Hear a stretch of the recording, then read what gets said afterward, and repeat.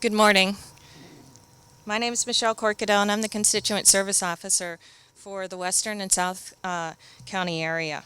And I wanted to make a couple comments about rural conservation before we get started on behalf of the constituency. Keeping South County rural is more than just a slogan, it's a way of life for us. I've enjoyed it for all my 20 years of residency, and I want to ensure my children, and yours are able to enjoy it as well. For too many decades, our county has been more reactive than responsive to our unique economic and community profile. Adoption of the Rural Conservation Program will ensure all development in these sensitive areas are in our best interest. It does not halt development, it allows us to grow what we have responsibly. Our existing land use challenges are in part a result of planning that lack the investment assurances our rural stays rural, and our growth areas have the resources to support the economic vitality our county now enjoys. Not all economic development requires bulldozers. For agriculture, it involves tractors, hard work, and lots of rural land. We can grow our local GDP and preserve our rural heritage. And so now, with that being stated, I'd like to introduce our county executive, Stephen R. Schuh, who's made this possible. Thanks, Michelle. Good morning. Thank you for being here today. This is exciting, very important announcement. As I think most people know, our fundamental vision for Anne Arundel County is for our county to be the best place to live, work, and start a business in the state of Maryland. And managing appropriately our lands and our other natural resources like our rivers and creeks is integral to that vision. The manner in which we develop or preserve our natural resources determines where we live, shop, and recreate, where we work, and in what type of occupation and what type of new business we can start, and where that business will be located.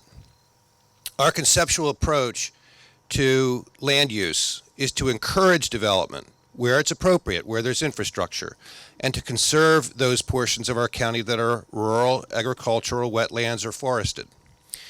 In the most general sense, we have three major areas of our county for managed development and the remainder of the county for conservation. In the north part of our county, it is mostly revitalization type development. Those are our older, more gentrified urban areas. Over in the east, we have mostly fill-in development. Those are our residential communities. In the western part of our county, thanks to our relationship with the defense and cyber communities, all focused on the defense of our nation, our county is growing very rapidly out in the west. The central part of our county and on into the South County are our conservation areas. And as Michelle said, those areas have long enjoyed the chant, keep South County rural. This conceptual approach of encouraging both well-planned development and conservation creates an inherent tension. And I do believe that through thoughtful land use reform, we can balance those two priorities for the betterment of all the citizens of this county by providing homes and jobs for people who want to come here while preserving the rural and maritime heritage that is at the core of our local culture and our identity as a people. Our existing array of preservation and conservation tools, such as growth tiers, zoning, the adequate public facilities laws, have shortcomings, very serious shortcomings. Some do not have any binding authority.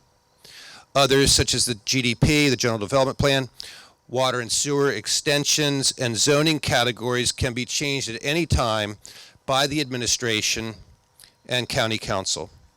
The greatest threat to the preservation of our rural lands is the encroachment of public water and sewer into our rural, agricultural, forested, and wetland areas. As I mentioned previously, under the current system, water and sewer can be extended into the preservation areas by simple administrative action with the approval of the county council through the budget process. We all know that where water and sewer goes, so goes development. If we want to preserve our rural and maritime heritage, it is imperative that we add additional tools to our arsenal to protect these lands from unnecessary encroachment of public utilities. Upzoning in our rural areas presents the same problem. Upgrading the zoning classification for parcels of land provides the opportunity for slow encroachment of development in our most environmentally sensitive areas. We need to increase protections to prevent a slow but steady stream of upzoning in our county. And I believe we are at a historic time in Anne Arundel County. We are at the 50-yard line in terms of the development of Anne Arundel County. 40, 50 years ago, this county was still mostly rural, still lots of tobacco growing and other agricultural activity. Today, about 50% of this county is either developed or targeted for development because of zoning and planned extension of water and sewer. So we're at the 50% mark, and that's why this legislation needs to come now. This is the time to draw the line in the sand.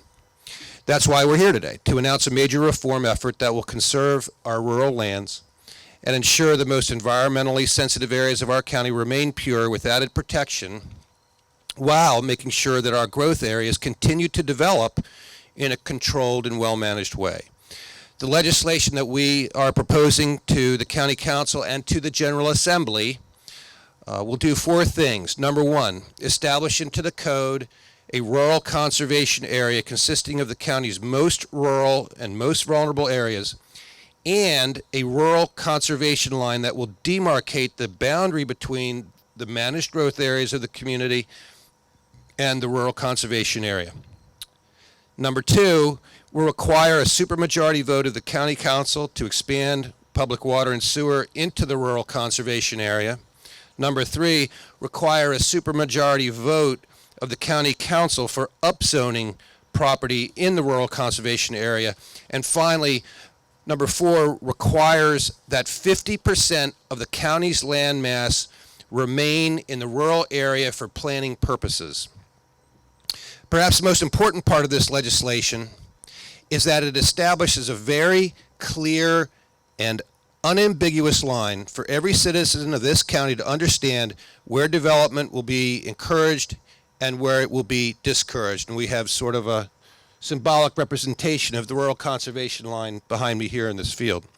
Over the long run, I think that a clear understanding by the general public is the surest way to safeguard our preservation lands for generations to come. This rural conservation line legislation is the most important conservation tool ever considered by Anne Arundel County. It will preserve for all time some of the most beautiful rural and serene areas of our country. And I ask all our citizens to let the County Council know that you support this legislation. Together, we can conserve Anne Arundel County. We've worked closely with both the development community and the environmental community to develop this legislation because it is an attempt through legislation to thread a challenging needle between the interests of development and the interests of preservation simultaneously, and striking that reasonable balance. And I feel really great about the partnership our administration has with both the development community and the environmental community. Karen Mcjunkin of Elm Street, one of the most preeminent developers here in Anne Arundel County, and has been active in this county for many, many years, is here to say a few words. So, Karen Mcjunkin.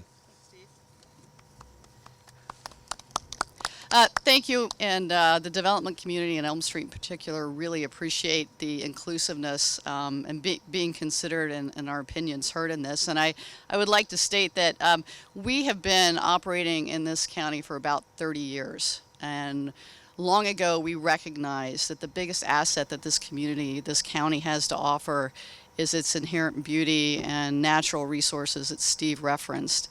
And the fact that those will be permanently conserved while development is directed to a known area, we fully support. And we see that as only a benefit to increasing our business and our ability to do business in this county. And again, Steve, thank you very much for including the development community in this. And we look forward to working with you on this effort. Thanks.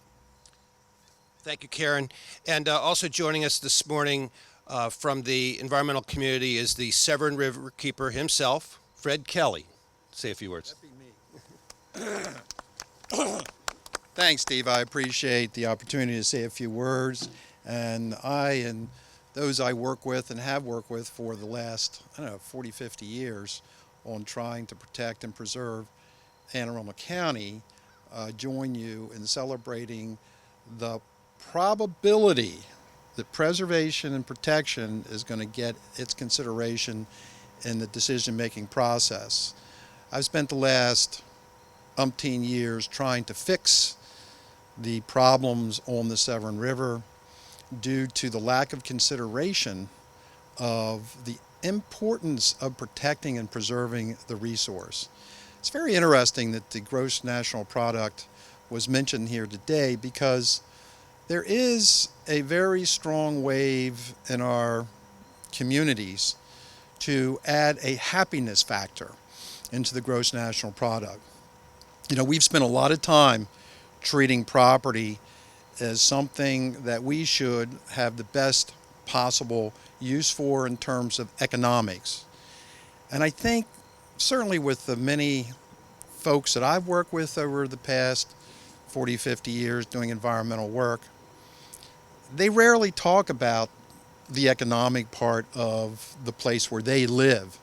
What they talk about is that they'd like to have the nature of where they live passed on to their children, grandchildren, future generations in a manner and a form in which they had the opportunity to live with. And I think it's a responsibility for all of us to try and preserve what we have that's so incredibly terrific.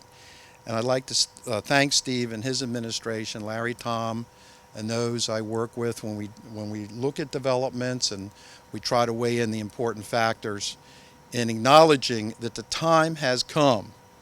You could almost say it was overripe, but the time has come to give protection and preservation, quality of life, the due it deserves when we make our decisions about what we're going to do with our land. And thank you, Steve. I appreciate it. Appreciate the opportunity to speak.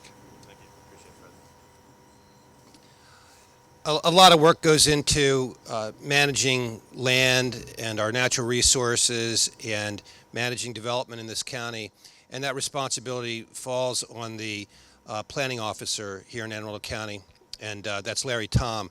Nobody knows more about land planning in this county than Larry Tom, and he is the primary architect of our general development plan, which, when you really look through it, is an elegant document that does exactly what we're talking about today, striking that reasonable balance between development and preservation. So I'd like to ask Larry to say a few words, if like to say a few things. Thank you, Steve.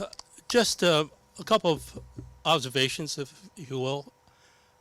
As Steve mentioned, the General Development Plan has been a major guidance in terms of balancing the needs of our business community and also ensuring a good quality of life for all of our citizens. The General Development Plan is a policy document, and what this legislation will do is it will strengthen those policies by actually establishing criteria for which future administrations, councils, and future planning and zoning officers will be obliged to follow. So this is significant legislation.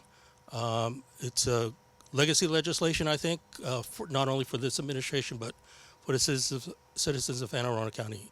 And I'm grateful to be a part of that. Thank you, Steve. All right, thank you, guys.